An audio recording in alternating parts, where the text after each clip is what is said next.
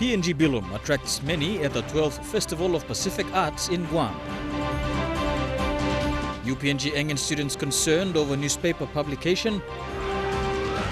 And Superfish Ryan Pini and powerlifter Linda Pulsan crowned Sportsman and Sportswoman of the Year.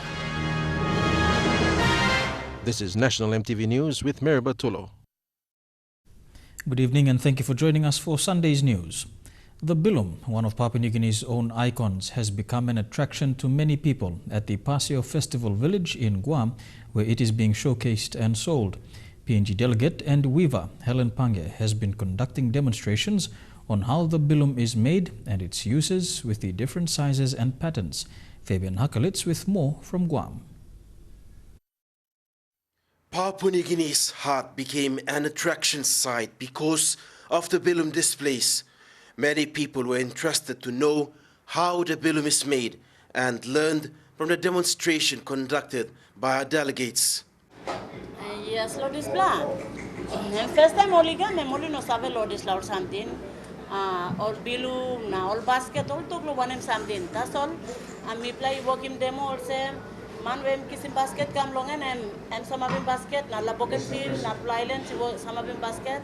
Okay, me working bilum. By Friday, nearly all bilum were sold out.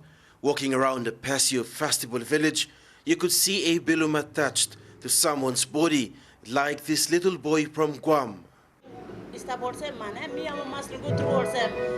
Unique strategy. Time look Lord Marpla. Kind of some necklace where Oliets are walking the custom long. Another famous bilum was from the civic area and is a representation of one's identity. The rest of the Pacific or probably rest of the world. Now the bilum is one of Papua New Guinea's very own icon, which is also very unique. And for people like Helen, it's an income generator for her family. She's very patriotic in promoting Papua New Guinea's own image here in Guam at the 12th Festival of Pacific Arts. In Guam, Fabian Hakalitz, National EMTV News. Prime Minister Peter O'Neill has welcomed the loading of the 200th shipment of LNG this weekend. Mr. O'Neill said the shipment is an important milestone for Papua New Guinea's ongoing expansion in the global LNG market. The Prime Minister said PNG has earned a reputation over the past 2 years as a reliable supplier of LNG and sets a path for the successful marketing for the next major LNG project. The Spirit of Hela was loaded at the PNG LNG Marine Facility and set sail at 3:30 p.m. this afternoon. Addressing climate change and natural disasters will remain a challenge for the national government due to the current economic space. Deputy Prime Minister Leo Dion says the current financial situation will see some delays in targeted programs. Environment and Climate Change Minister John Pundari also expressed this in the recent Parliament session. In the recent June session of Parliament, Morobe Governor Kelly Naru raised questions of the increasing concern of the rise in sea level in parts of Morobe and around the country. Governor Naru said it is about time the government consider these issues and make efforts in addressing it. We need to know how to get to these funds so that we can assist our communities. Some of us have in fact put in place contingency plans to move affected communities to safer grounds on the mainland. The Morobe governor described the affected atolls of Finschhafen and islands of the autonomous region of Bougainville as sinking ships. Naru says the national government must step in or see communities displaced. And we need to know how we can cooperate and strategize in this to save these island communities. Responding to the question, Environment and Climate Change Minister John Pundari said strategies are in place to address the effects of climate change. However, funding remains an obstacle. Mr. Speaker, finance, as I've said on the floor of this Parliament, is a challenge for us. We're working very closely with some of our donors and good friends, and I am sure that we will be able to access some of the funds to helping some of our small island communities. In disaster-wise, Deputy Prime Minister Leo Dion says efforts to fund disaster relief to provinces were halted. due to financial crisis. As far as we are concerned, provincial governments should take certain responsibilities in relation to the allocation of the funding that it's needed to run those provincial disasters office. Provincial governments and districts have been directed to use the DSIP and PSIP funds to cater for relief supplies. Jack Lapave Jr., National MTV News. You're watching National MTV News. We'll have more for you when we return. Stay with us.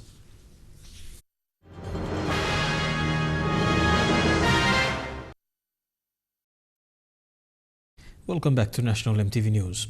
The National Department of Health will hold its 23rd National Health Conference starting tomorrow. The theme for this year's conference is Effective Leadership and Good Management in the Health Sector. The midterm review of the National Health Plan 2011 to 2020 will be the center of focus. Health sector priorities and health service delivery are some of the topics to be covered in the three-day event, which will be held in Port Moresby. Children in Isurava and Abuari villages in Kokoda will now be able to comfortably sit in a new classroom and learn. New classrooms were opened recently by Deputy Australian High Commissioner Bronte Mules and Northern Governor Gary Juffa.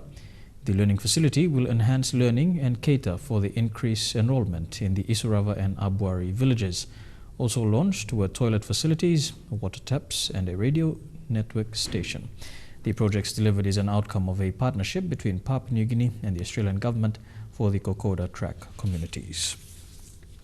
Turning overseas now, and Iraqi security forces are advancing against ISIS in the militant-controlled town of Fallujah. Near the capital of Baghdad, Iraqi forces recaptured a key small town north of Fallujah in a separate offensive. This report from CNN. Iraqi army armored personnel carriers rattle through the dust at the edge of the ruins of the town of Saklawiye. Iraqi officials announced Saturday they had taken control of most of the town, a short drive from the besieged ISIS stronghold of Fallujah. The battle rages on, however, as a combination of Iraqi military, police, Shia-led popular mobilization units, and Sunni fighters prepares for the next phase. These locally made rocket launchers have been brought up to the front for the eventual offensive to retake Fallujah. They have a range of about 2.5 kilometers. Fallujah itself is about 4 kilometers from here. Fighting has been intense, but Abu Haider, a veteran of many battles with ISIS, senses an enemy beginning to wither away. Their forces have dispersed, he says. Some have retreated to the center of Fallujah, others have fled into the desert. Nearby, the half-buried corpse of an ISIS fighter rots in the sun. In the areas of Saklawiya we drove through, the damage was extensive. Not a civilian in sight. Where are they? I asked Sabah Hamdani of the Iraqi police. We found them here in their homes, he responds, and took them out, put them in our vehicles, and took them to camps. On the lookout for ISIS infiltrators, Iraqi intelligence is holding local men and teenage boys for interrogation. At this spot Friday morning, an ISIS suicide bomber blew himself up among a group of fleeing civilians, killing 3 children. Yasser al-Kilabi, a spokesman for the popular mobilization units, insists most of the ISIS militants in the area aren't from here. We have information, he says, that 75% of the ISIS members in Fallujah are foreigners and Arabs, and 25% are Iraqis. Iraqi officials won't say when the final push into Fallujah will begin. On the front, they wait and listen to the gathering storm. Back home, and an article published by one of the dailies has outraged the University of Papua New Guinea Engan Student Association. The students claim the press statement published in today's issue is misleading and was not authorized by the student body. They claim the names posted on the press statement are not registered students at UPNG. The students of the UPNG Engan Students Association gathered this afternoon to air the frustration of the two-page article that was published in one of the dailies. Student presidents of the 5 districts of Engan said they were not aware of the article that was published with the district names in print. They have called the act a media propaganda that is misleading of the students. The students have also brushed aside comments that they were leading the one-month student boycott. So we went to these places where students from those places. So this must show to the nation that whatever has happened it's not a cause of the Engans alone. It is something that we have only partaken in. Just because the president is Engan doesn't mean that this cause is ours. Students are outsiders who came as a student, and they published this fresh statement. So as far as I, as a president of UPNG Engan Student Association concerned, these are all illegal or these are all fake news. Legal representative for the students, Lakin Aguilo, said they would take 2 cause of actions against the publication of the article. The actions a civil lawsuit for defamation of registered names and criminal complaint of forgery. We have put Post Korea and also national on notice. If that is, if someone brought up that matter, we advise them not to publish that one because that is an illegal press statement. The Engan students also added that they will continue to boycott classes. Merlin Diaukatam, National EMTV News. You're watching National EMTV News. Coming up is Trukai Sports. We'll have the highlights from the SP Sports Awards as well as some karate and lei. Stay with us.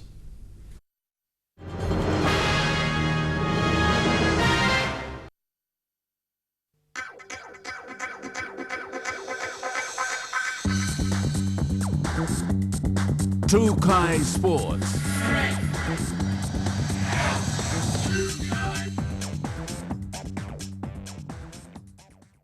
To Trukai Sports. Ryan Pini and Linda Pulsan have been awarded the Sportsman of the Year and Sportswoman of the Year award respectively in the SP Sports Awards held last night in Port Moresby. Both Pini and Pulsan were awarded for their outstanding performances in 2015. Elijah Lavette with more. Celebrating the outstanding sporting achievements from PNG sporting heroes, there was a lot of glitz and glamour on show as the who's who of the sporting fraternity turned up for the event.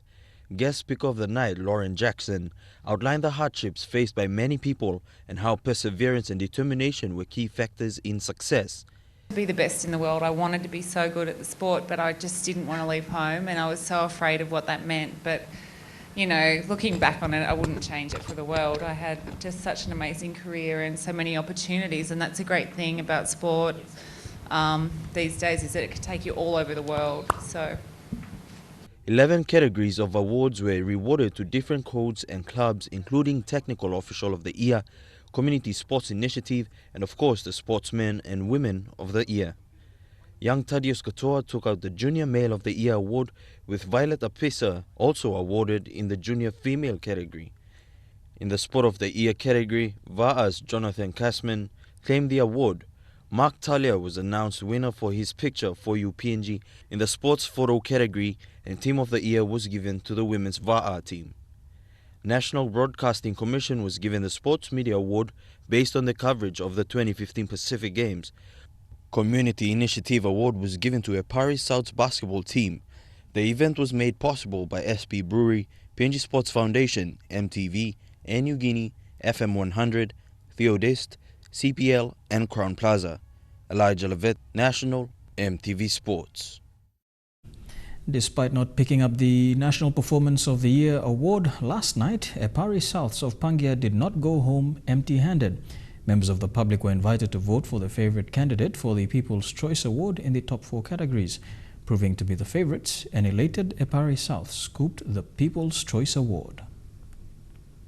Premier of the William Powie Cup in 2013 and the National Souths basketball competition in 2015, Epari Souths of Pangaea is the first basketball team to be nominated for an SP award this year. Yes, there's been huge challenges. This team is actually from the putting together players from the villages in Pangaea, and one of the main challenges is they actually do their trainings and they play in a village setting, basketball courts, and and then coming to play in matches stadiums like the Taruan Aquatic Center.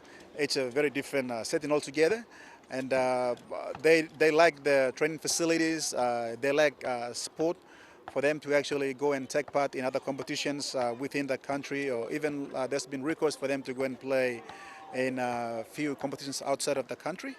Excited to be nominated for the Performance of the Year award, this team that started off as a rural-based team has proven to be the country's favorite by winning the People's Choice Award. Regardless of losing the Performance of the Year award to Lay City Dwellers last night at the SP Awards, Epari Souths of Pangaea are elated and expressed gratitude to the Epari community as well as the supporters around the country who voted for them. Epari South sponsor David Peters said this would not have been possible without them. Epari South extended their win to the basketball fraternity since they are the first basketball team ever to be nominated for an SP award. Dini Rose Raiko, National EMTV Sports. The Morobe Karate Association is intensifying its preparations for the PNG Games in Kimbe. A seminar held today in Leh marked the start of the preparations from 9 dojos who attended the meeting. Over the next 4 months, the team will be trimmed down to about 30 members. The intensive preparation started by the Morobe Karate Association brings together 9 dojos from various styles of karate who currently train separately. Over the next 4 months, trainers and coaches will be working on standardizing approaches to technique, fitness and speed. So, Sansi, very important. And back again. As thinking about seminar, I'm long familiarizing with Sumatin. So, Bali sabe long how this competition by run. Long make sure that I'm safe. All get Sumatin aware long all get techniques. All use him long time long tournament. I think he could preparation should be very early. MKA hopes to take over a relatively large karate team, up to 30 competitors as well as officials. Today's seminar has also seen the inclusion of a large number of younger students. Senior members of the association are seeing this as new growth in the interest in the martial arts, particularly in karate in Leh City and the Morobe province. We play introduction under 12 and 14, 16 and 18. Just give him space long all come inside, long build him talent long all come inside so that maybe can get all good long or development will come inside and feed him all narrow way outgoing. Selection trials are scheduled for the 12th and 13th of this month. Scott Waide, National EMTV Sports, Leh. And that ends Trukai Sports. The weather report is next. All the details after this break. Trukai Sports.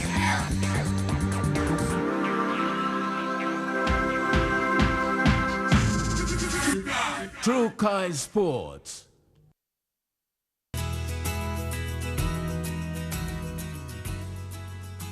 Here's a look at the weather for the next 24 hours in the southern region. Port Moresby, fine although cloudy at times with a chance of light afternoon showers developing. Mostly fine in Daru and Alotau, cloudy with some showers in Kerma, a few showers in Popondetta. To the Momas region, fine and then cloudy for Leh and Wau, some showers expected in Madang, showers and thunderstorms for Wewak, some showers in Vanimo. To the New Guinea Islands region, rain and showers in Lorengau and Kavieng, thundery showers in Kokopo, Rabaul and Kimbe, and showers with thunderstorms in Buka.